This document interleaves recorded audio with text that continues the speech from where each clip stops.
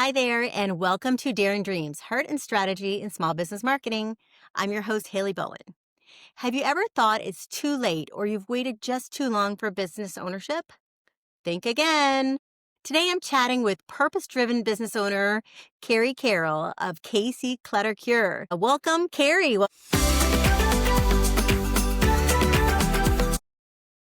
Welcome to the show.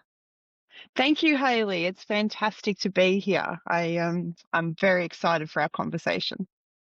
I am too. So there's a lot to unpack today, everybody who's listening and watching, because Carrie's had just a tremendous journey towards entrepreneurship. And I think you guys are all going to be pretty inspired by what she's created and how she's gotten here. Before we jump into that, let's just first talk about what is your business? What do you do? So Casey's Clutter Cure, it's been quite a journey, and it's progressed and evolved as I've gone. It started out as a decluttering and organizing service. So lots of pantries, lots of children's toy rooms, lots of full houses where people just life gets busy and you start putting things onto surfaces, and then you get busy, and then all of a sudden those surfaces grow and now you can't use the surfaces. Then it took a really interesting pivot. With a background in human behavior, I came across hoarding and squalor disorder, and that just ticked all of my boxes. There's not a lot of information known about hoarding and squalor disorder. For a very long time, people just presumed that hoarders or people living in squalor were lazy, didn't have a purpose. However, it's now been recognised by the DSM, which is the Mental Health Diagnostic Manual, that hoarding and squalor is actually a mental health disorder, and that people end up in such a state where the things that they're accumulating is serving a purpose of some description. And so I pivoted into specializing in hoarding and squalor disorder. I get a lot more out of my clients, I think, than they do me. I've worked with some incredibly brave people because this is a tough journey for people to go on. So now KC's Clutter Cure focuses on hoarding and squalor disorders. Wow. And so just so I can kind of unpack this. So I've seen shows about hoarding and Um, stuff like that. So once you unclutter their homes, how do you also offer like a service after or resources or something so that because if it is a mental disorder, you said a mental disorder? Yeah. Correct. Yeah. Like how does that go? How do you fix or help with that type of thing? I think that's where I bring something a little unique. So, a lot of the times on the shows, people see, and my clients experience this, they watch those shows and they see people just come in and just use shovels and lots of skip bins, and everything gets thrown out. And there's not a lot that's on the television around the psychology behind it. So, in a previous career, I was a psych nurse and a behavior management specialist. So, in the first instance, I spend a lot of time building rapport and trying to understand where the behaviors are coming from so that I can help the client move through the journey with as minimal distress and emotional strain as possible. And then yes, where I take it from a hoarded or a squalid state and into a home that is organized and clean and fit for living, if that's what the client wants. A lot of the time it's people that are downsizing, or that it might be an estate, or very sadly though, a lot of my work comes from people who are facing eviction because they have their own backstory and for whatever reason haven't learned the skills or have the supports put in place to be able to maintain a home. So a lot of the time, by the time I come in, these people are in a really distressed state. Yeah, like a almost panic situation at that point, I would think. And a lot of the time quite angry too, because they can't understand why is this happening? My space is fine. I've been living like this for a very long time, and and I'm okay. I don't understand what the problem is. So resistance to change can often be high. And even for the people who feel like they're very ready for the change, as we start working through the things, then a lot of emotions come up and people, it's almost like peeling back the layers of the person themselves as well as the layers of the things that they've been accumulating. And it's surprising sometimes the things that people want to hang on to because of the memory or because of the emotional need that it fulfills. A lot of people have ties all the way back to their childhood. I had a client whose her thing was beads, and she had, you've never seen so many beads in your life, like more beads than, and she is a crafter and More she's a beads than a very Taylor good Swift crafter. concert. My gosh, yeah, I think you'd need 15 Taylor Swift concerts. And when we peeled the layers back, we realized that it actually goes back to when she was an 8-year-old child. And she had some experiences where beads featured very strongly. So throughout her life, she used beads to almost create this magical, imaginative world. And then later on in life, she found herself in a dysfunctional relationship, and beads were the things that helped her get through. So for her to be able to part with those it was very challenging indeed. And for you and Wow. I, we'd go, well, it's just a bead. Like, how many yellow or green beads could you possibly require? But for her, and I think this is a good message for anybody that's listening or watching, is that if you are struggling yourself or you have a family member, remember that it's not about the stuff. It's about what does the stuff mean to you, and really understanding, going within and understanding where that behavior is coming from. It's interesting because so my mom is not a hoarder or anything, but she has a couple rooms that are very packed. And so one year for Christmas, I was like, I am going to get her somebody to help her organize and declutter this one room. Uh-huh. And so the lady went over, and my mom, she has a lot of stuff. And so she had everything folded perfectly and everything, like all these clothes from different sizes and different eras of her life and all of this stuff. And the person who was decluttering went in, and she would pick up something and show it to her and say, "Do you wear this?" And then my mom would say no. And then she'd just crumple it up and throw it in a garbage bag. And my mom said, like, it was the worst gift I ever got her because she was so upset that all of these things that she took really good care of were then just crumpled and thrown into a garbage bag. And she unpacked it all. She kept, I think she got rid of some, but she kept some. But it was obviously some kind, it wasn't just the stuff like you're saying. Like there was some kind of emotional connection. And I think for my mom, who she grew up quite poor, not poor, but like close. And I think the stuff has a lot of value to her because she didn't have a lot. And so I don't know, but there's That's definitely actually That's a really good point, Haley. The era that you're talking about, these people went through the Depression. They went through when there wasn't a lot. So they became very good at recycling. I'll hang on to that and I'll put that aside for later because I might need that.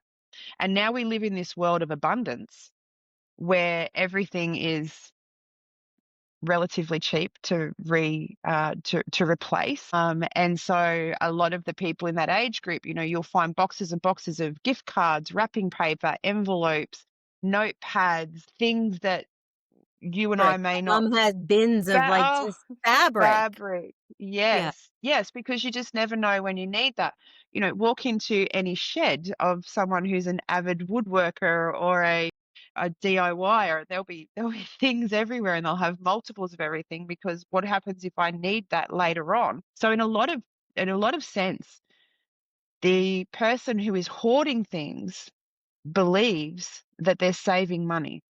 They also believe that they're helping the environment because they don't want to throw things out. If yourself and our viewers and listeners think about your own home at the moment and whether it's minimalized or whether it's cluttered, imagine if somebody came in and said, Hayley, okay, all of those things that you have in your kitchen, we need to get rid of by half.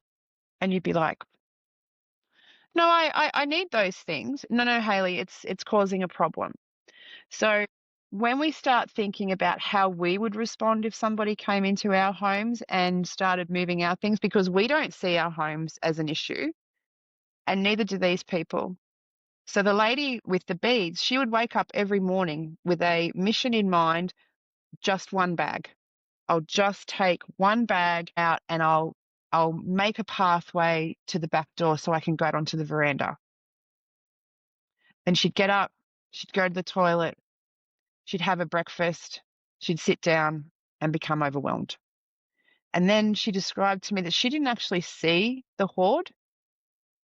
So you know what it's like when you've got visitors who may not have come over before, or someone that hasn't come over regularly. All of a sudden you see every bit of dust, every cobweb, everything that, Yeah. and you're frantically running around making your house looking presentable because we don't see it.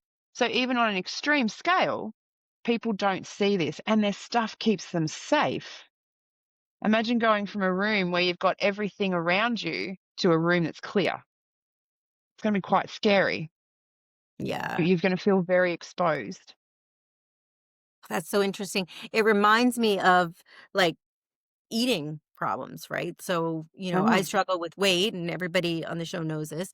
And it's kind of the same thing. Like if you take away that comfort food or like correct. the layers of my body, you're exposed, right? Yes. And that's how I feel. So when I lose weight, I feel exposed. And it's weird. Yeah, that's interesting.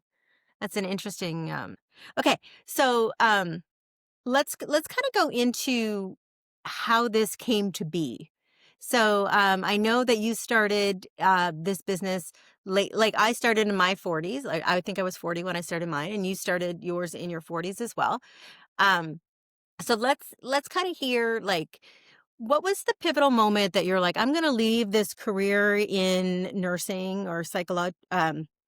Is it psycho? What did you call it? Psych nursing, psychiatric nursing. Yeah. Psychiatric nursing. I'm gonna leave that and I'm going to start a business around decluttering. So what happened? Why did that happen? Well, the journey has been long and full of many opportunities to understand my own level of resilience and tolerance and ability to pivot on change. So there was actually a section in between the psychiatric nursing and starting the business, and I came from when you said that your mother was poor, I understand the struggles of earlier life. So from the age of 12, I didn't have parents due to a family breakdown. I ended up somehow loose in the world, and that led to many years of homelessness, drug addiction, unimaginable abuse. That's my earliest memory of abuse started at the age of 8 when I was still in the family home. And the reason that I tell you that is not because it's special or extraordinary. However, that provided a basis for things that happened later in life. So when I was in my 20s, I switched out drug addiction for university degrees and promotions. And on the surface, that seems like a great thing. However, it was being driven by a very unhealthy driver. I was trying to validate and I thought that, if I became educated, because I only did half of the first year of high school due to the homelessness and the foster parents. And so I thought that if with every degree or every promotion, that would validate me as a person. And you can imagine the confusion that I felt when that didn't happen because I was looking externally. I wasn't looking internally. And one of the things that I did to make myself feel better, you said food for you. For me, it was buying things. I would get that immediate dopamine rush when I would go out and I would buy things. And I came from a place where I had never had money. So when I started working and I had this money, I would go out and buy things. Throughout my nursing career, so I'm every type of nurse that you can imagine, but psych is where my passion really lied. These and that was also a source of confusion for me as well. My job was to help people with mental health issues, and yet Mhm. I couldn't help myself. So that was very confusing. And as I said, I kept looking externally, whereas it wasn't until my 30s that I started looking internally and started unpacking those layers of hurt and anger. And so in my mid 30s, I decided that I was going to have a change. And I was either going to go down two paths. I'd just finished some research and visited your beautiful country to present that research at an international congress. I was either going to go down the path of research, or because the healthcare system is so overrun, it was becoming very red tape heavy. So I was spending more time um, doing paperwork than I was helping the clients. And the mental health system, I'm not sure what it's like in Canada, but we can only take the top 1%. So I was spending a lot of time telling families, I'm sorry, your loved one's just not sick enough to come into the service. So I moved from down south of Australia, down in New South Wales, and I moved to Queensland, and I started working at a local government. And so I've gone from this high risk, high energy, chaos, and emergency driven world into local government, where I learned a Mm. valuable lesson that it doesn't matter how you get to your top is your top. So when I first started working, there were these people they were at the same stress level that I would have been if I had have just watched someone successfully harm themselves, take their own lives. And that was a real lesson for me, that it doesn't matter how you get there, your tolerance is your tolerance. And until that tolerance levels is pushed, that won't go any higher. So I spent the next 10 years in executive leadership. I worked my way up from the team leader of a call center to the last 5 or 6 years running a large department that had around 120 staff. Wow. And then I still wasn't happy. I'm very, very people orientated, and probably I don't fit the corporate world. The fact that the wages are on the liability side of the ledger tells me exactly what major corporations think of their people. You remove the people and the corporation, or all of a sudden isn't functional anymore. So, as the universe does the whole of my life, it decided to step in, and we had a new CEO come into the business, and he decided we're going to shake things up. So, I think about 15 managers didn't have their contracts renewed, and I was the first. So, coming from a background of not being good enough, abandonment issues, not being wanted, and then they go, you know what? We're okay. A lot of those old demons that I thought that I'd processed and put aside, they all came popping back up. So that was a bit of a journey. So I went back to the drawing board, and you're right, this was around when this was 49. I went back to the drawing board and started thinking about, what do I love? What fills my cup? What gets me out of bed every day? And the thing that has been consistent, I love chaos, I love crisis, and I love people. And I love helping people make lasting change. Mm. So that's how I came to looking at the world, going, where is it that I can help? And a lot of people won't touch squalor. A lot of people won't touch hoarding. And the people that are willing to do that, they don't have that psychological and life experience, if you like. So a lot of the homes that I go into, or a lot of the situations that my clients are in, I've been there. So I can understand where they are in their life pattern. I worked with a young, a 21-year-old, and she's been in the system since she was 5 years old. So she's angry, she's hurt, she doesn't have any trust. I understand that. So I can speak her language. I can understand her in a way that books will not teach you. Some of the best psych nurses and some of the best drug and alcohol counselors that I've ever worked with, yes, they've got university degrees, but it's their lived experience that gives them that something extra, that X factor, I guess. So that's where Casey's Clutter Cure came from. A lot of people have said that I'm brave taking a step at 50 years old. I think at any age, At you're any brave age, to do and that's this. exactly right. And that's, I guess that's something where having a chaotic or less than ideal background, it doesn't feel like bravery to me. It doesn't feel like courage. I've been fortunate enough to have the confidence to go, okay, well, this is what we're going to do now. And if it doesn't work, that's okay. I'm not afraid of failure. And I think that's the message. If there's only one thing that people take from this today is we've all got a little voice of, is this it? Is there something else? And we get wrapped up in our roles. You know, we're mothers, we're daughters, we're sisters, we're career orientated. We have all of these roles that we forget what it is that we wanted. And so I think my number one piece of advice for people is just take one step and then take another step and then another step. And then after you've taken 100 steps, all of a sudden your life is completely different. Oh, I love that. So what was your one step that you took, the first step in becoming a solopreneur? My first step was believing in myself. And then my second step was reaching out and talking to people.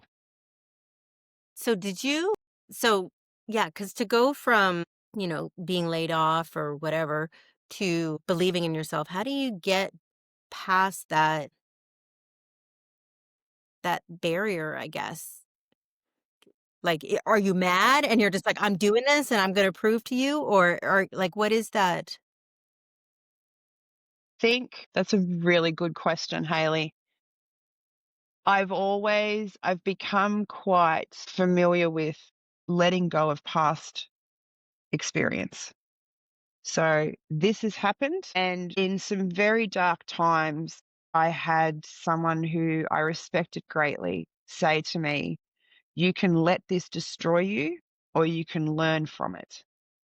And that piece of advice has stuck with me for my whole life. That, okay, yep, I've just spent 12 years, 11, 12 years in this job, and they've said that, no, we're okay. We can run this without you.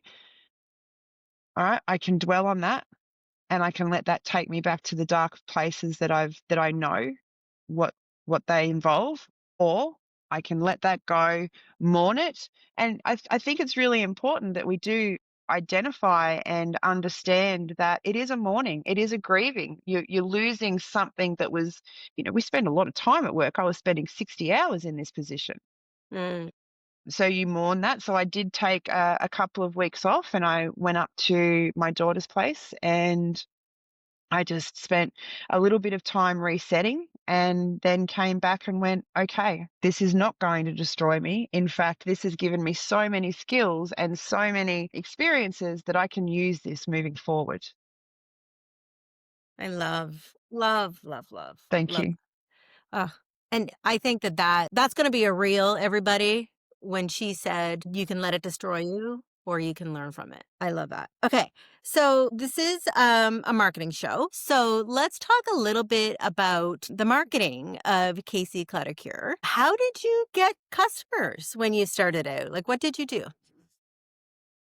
I've I've focused heavily on social media, although I've been really successful using Facebook and LinkedIn, and it's been a lot of word of mouth and a lot of, I don't know if it's my age, Haley, or not, but I'm a very much a face to face kind of a girl. Yes. Yeah, I love face to face. So I started thinking, and I guess, with because I did my master's of business administration, so I was very familiar with how to kind of do market research. And with my desire to go face to face with people, I just started making calls, and I started asking, I guess, questions around, is there a gap here? Do we have someone in our area that's already doing this?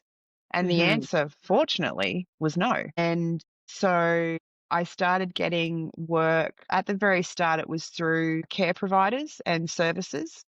And then through the Facebook pages, I started to get referrals from the community. So people contacting me directly. And so I tried to use the social medias as a way to visually express what my process was and where was I coming from, and that I wasn't just going to come in and take a big sweep of everybody's house, that I was there to help heal the person, because remembering that these people are in a lot of distress, and if it's the person themselves, them taking that one step of reaching out is massive.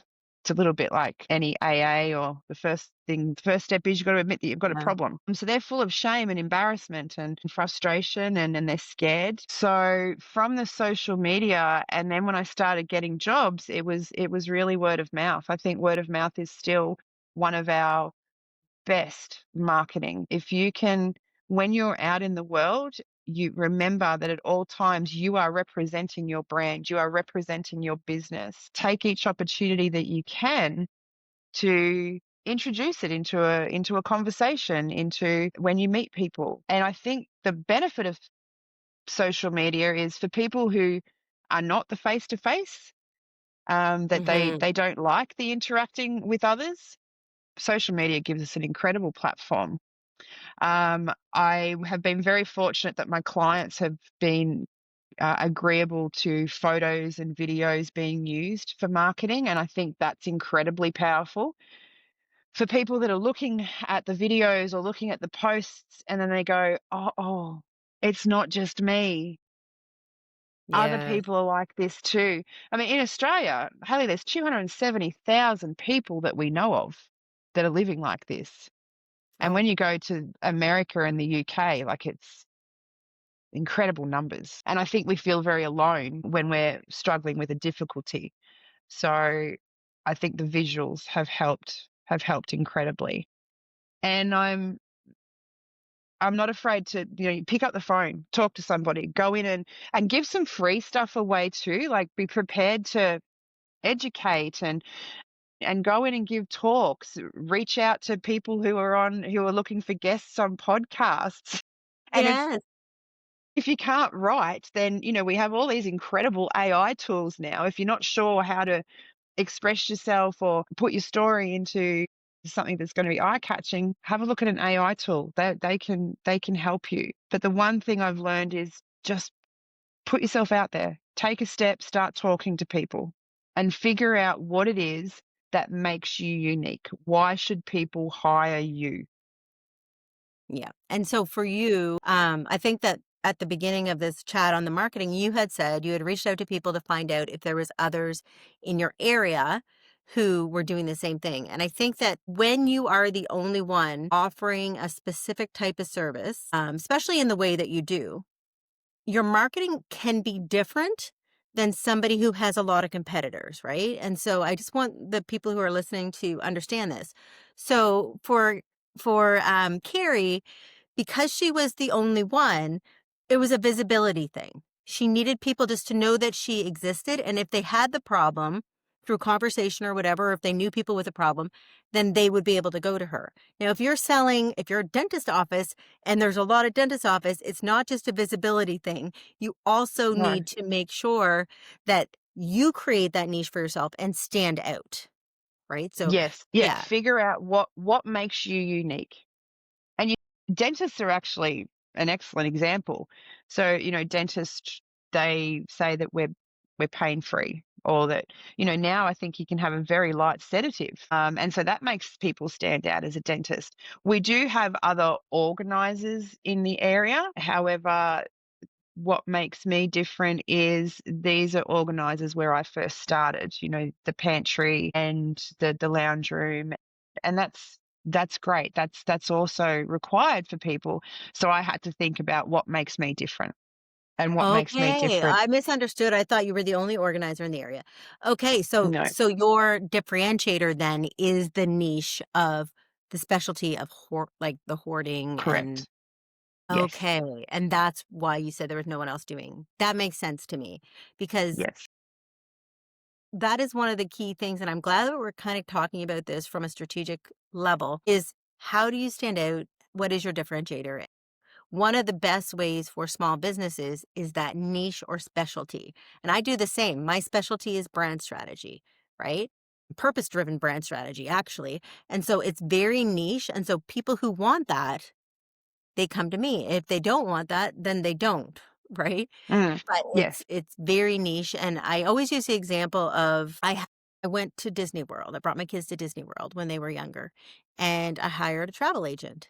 But I hired a travel agent called Click the Mouse who specialized in Disney vacations, not just any travel agent, because I wanted the specialist in what I wanted, right? Hmm. And so it gives you such a competitive advantage to have a strong niche like that. It does. And it doesn't people can become quite overwhelmed by saying, "Well, I don't have anything new unique about me. I'm a dentist or I do this." Everybody has something. Ask your friends, ask the people that you've worked with, ask them for their opinion of what makes you different. And you'll be amazed at what you get back. I think it would be a great exercise for all of us to be able to see ourselves through other people's eyes. You know, when Mhm. people say things to you and on the inside you're like, "Mm, not too sure. You've got this incredibly amazing view of me. Not sure that how that fits, but yeah, ask people for some feedback. Like in the corporate world, we do performance reviews and 360-degree reviews, and we do those all the time to understand our strengths and our areas for improvement in our working environment. We can do exactly the same thing in our personal environment, or if we're thinking of going on a journey of building something for ourselves, ask others. They will have the key to what makes you unique. Absolutely. And I have in my book, and then also I have a course. It's called, well, right now it's called Build Your Buyer Persona, but we might rename it. But it basically teaches you, like from a marketing perspective, what you want to do is you want to find out how your absolute best clients, the perfect clients for you, think you're different, right? And Yes, because you want those clients, you want to be able to attract more of them. So the clients who come more often, spend more money, get a bigger benefit, those kind of clients, and you know who they are, especially if you're a solopreneur. You know who the ones that are the best, give you the most referrals. Those clients, you interview them and you ask them specific questions, and they do. They give you the answers. They're like unlock the box of effective marketing when you talk to absolutely. your clients. It's Yes. literally the key. And once you've got clients, that's absolutely invaluable information. And in the first instance of getting the clients, ask your friends and family. And then once you've got your clients, ask them, what did you like? And the better question better is an interesting word. A question that I like to ask is, where could I have done better? And don't be afraid for people to tell you where you could do better. They're not trying to offend. They're not saying that you're not good enough. And this might be just me because of my background of not being good enough. I don't know, but I've been to enough conferences where people have that imposter syndrome, and we're afraid. We're afraid to hear of where can we do better. But that's It's where the so gold is.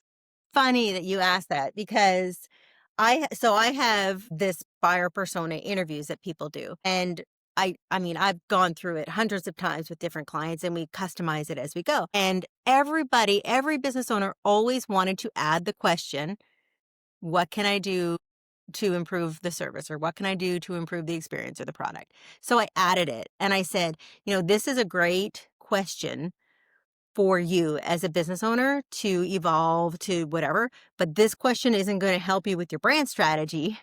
But I had to put it in because every single business owner I worked with wanted to know that answer. The question that I think is the most important in terms of like ask, so say you had one question to ask, why did you choose me specifically?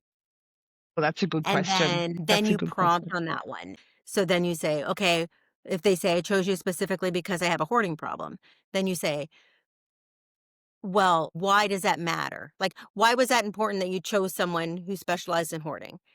And then Yes. they're going to give you something. And then say they've said, I want somebody who gets me. And then you say, okay, well, why is that important? And you keep drilling down. And then that question will give you so many answers as to how you're different, why you're different, and what is the emotional trigger that gets people to choose you. So that's Yes. my favorite question, like if you're going to be interviewing your customers. If you guys want all the questions, you can go. My book has a bunch of them, and then also the buyer persona course. I'll put the link down there. And you can interview your clients and get all the questions. Clients or prospects. There's questions for prospects too. But that's really good. Okay. So what would you say is the most effective thing that you've done over the years to get business and keep business? Or like from any marketing perspective? Consistency. Be Yes. consistent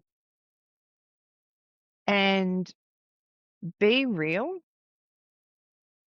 I think we live in this world where a lot of things are artificial now. I mean, Haley, not to in the very near future, you'll be able to just create a clone of yourself or an avatar of yourself, and you can go off and do something else, and avatar Haley can do the interviews. Yeah. I I It's I tried that. It's so creepy. So creepy. and I think consistency and genuineness. People know when you are being genuine, and people know when you are trying to make a sale. Mhm. If you're genuine, you are going to end up with more sales. I agree.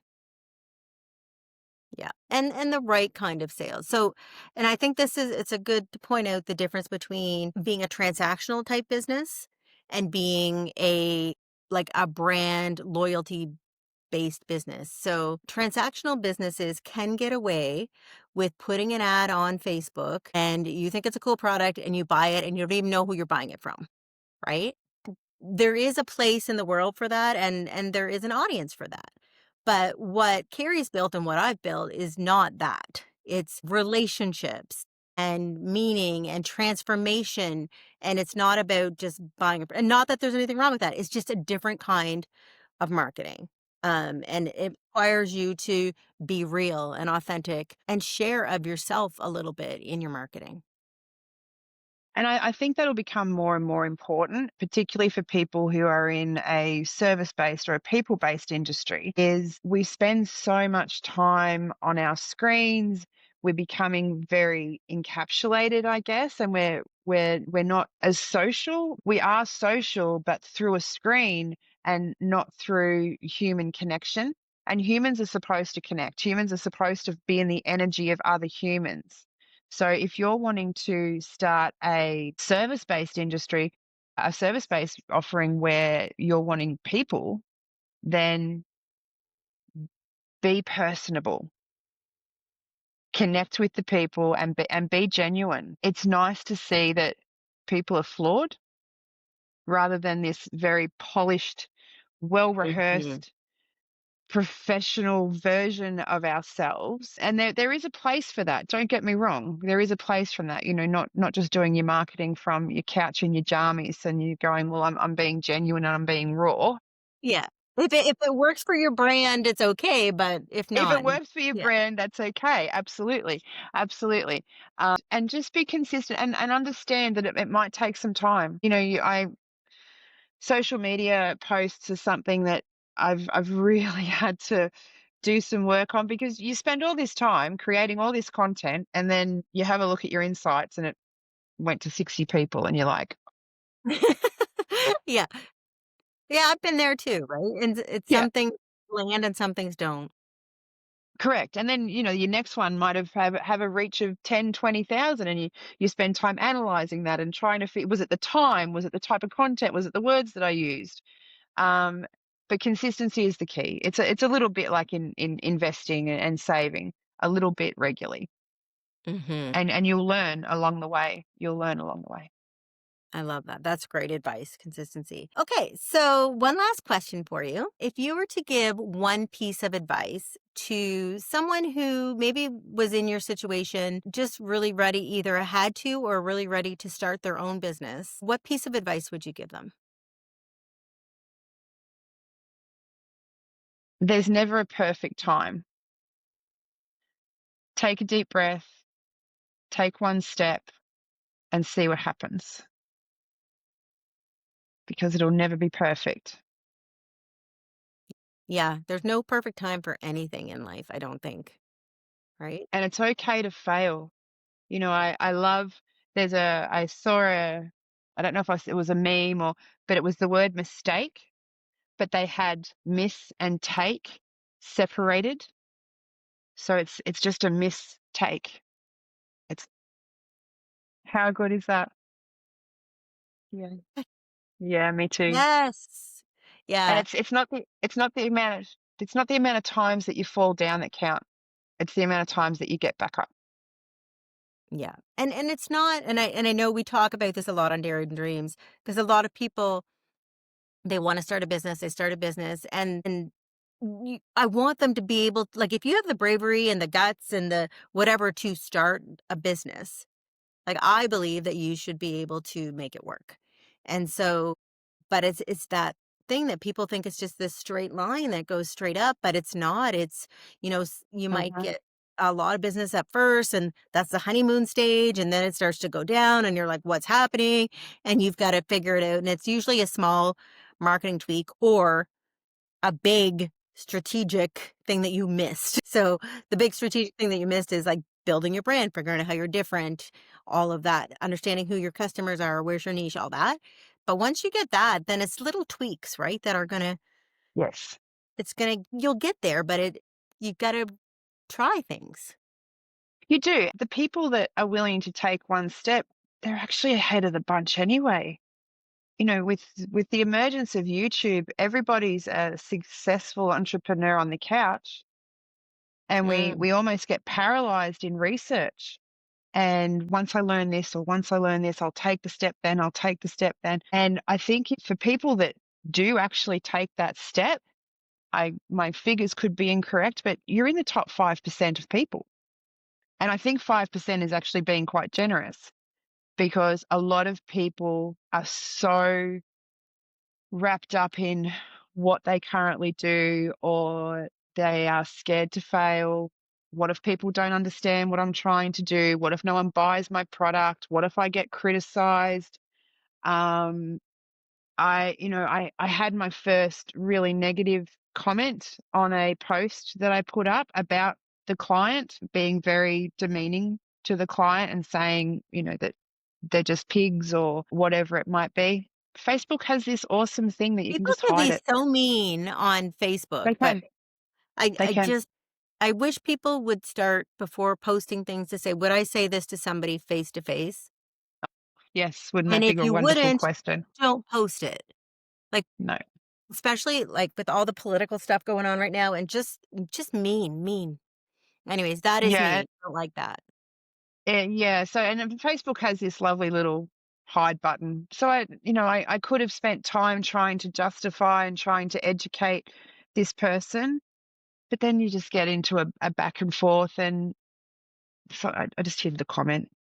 Yeah. And I think that that's good for people to know you can do that too, right? Like, you Yes, don't need to have those negative comments all over your feed. You don't need to respond to them. You can, and sometimes, people will because they want to get that engagement. They want to post things that are controversial. But yeah, you can absolutely just hide it. And I relate to that fear of um people saying mean things. Like, they I do. I personally, and a lot of my clients do too, like, when I put that book out, I was terrified. I'm like, "What if people don't like it?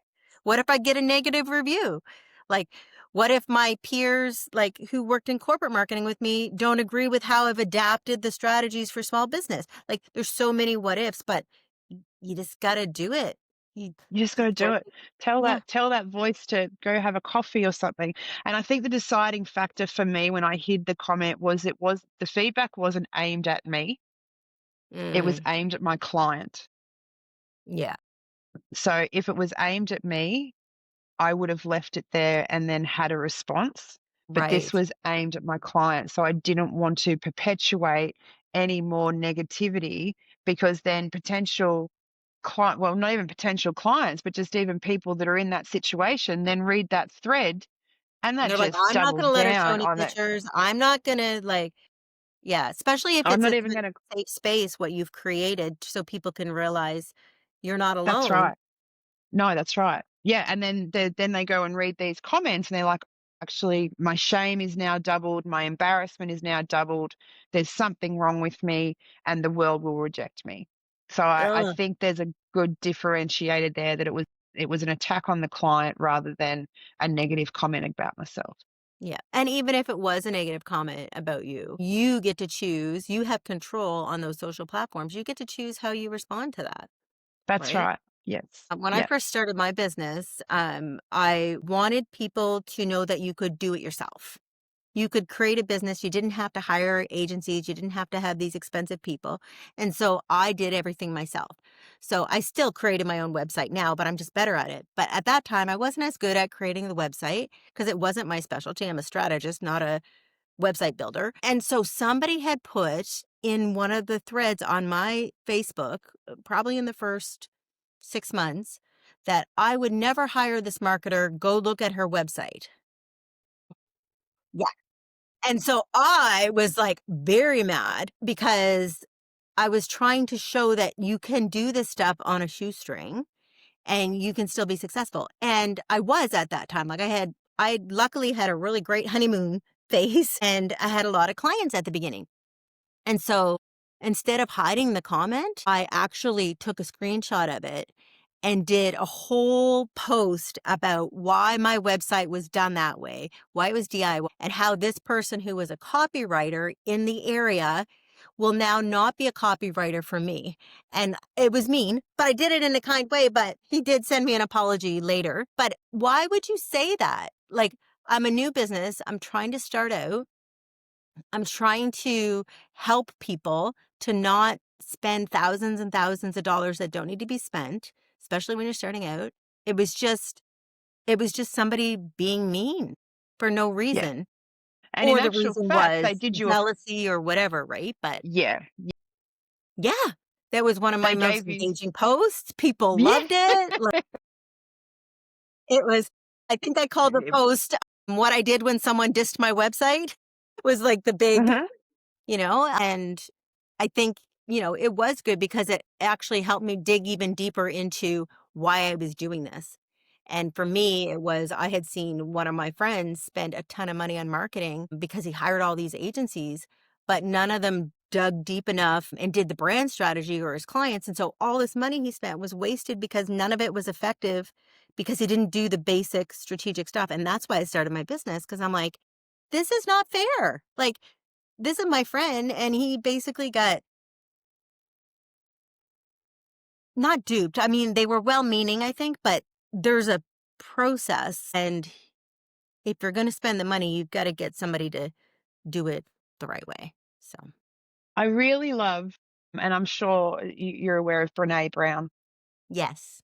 Yeah. I love when she recited Teddy Roosevelt's poem about being in the arena and that everybody like there's lots of cheap seats and people are very, very willing to throw things from the cheap seats, from the keyboard warrior. And I love and it really changed me fundamentally that unless you're in that arena with me, and if your viewers haven't seen it or your listeners haven't heard it, it's, Brené Brown and her vulnerability TED I'll link Talk it. because she got a huge backlash. Like, it was incredible. They picked on her look, her clothes, her weight, her marriage, her advice. Like, it was just her story is incredible, but when she gives the, uh, the talk of this quote, it's, "If unless you're in the arena with me, and you're covered in blood and sweat and tears, then I have no use for whatever it is that you have to say. Because Mm, unless you're in there with me, if you're just throwing stuff from the cheap seats, yeah, yeah. and that's not to dismiss people's opinions, but for it to not soak in to our core. Yeah, yeah. And those people are not I think when you're a business owner, you also need to look at it like those are not your ideal clients. That No. person who said that your client was a pig, um that is not somebody who's gonna buy your service. So you don't have to No. justify anything to them. You're right to hide that, right? Because that person is never gonna buy anything you sell because obviously they aren't they don't have that kind of problem, or they would be more sympathetic towards it. And I just think a lot of times we worry so much about these comments and they're not even people who would buy. So just see ya. Get rid of them, right? Yeah, Like that that's right. copywriter who had a really nice website of his own or whatever, he's not gonna buy my services. He even said I would never buy from her, so why am I worried about him, right? There's billions of people in the world. Exactly. Yeah, Don't let the one bring you down. exactly. Yeah. I love that. It's great advice. What a great conversation. Thank you so much. It has been an absolute pleasure getting to know you, and I wish you all the best, and I know that you're gonna change so many more lives, and, I'm really happy Thank about you. that. You're Yeah, welcome. thank you, Hayley. I feel very blessed and privileged to have been invited to come and talk to you. So thank you. I've had a great time.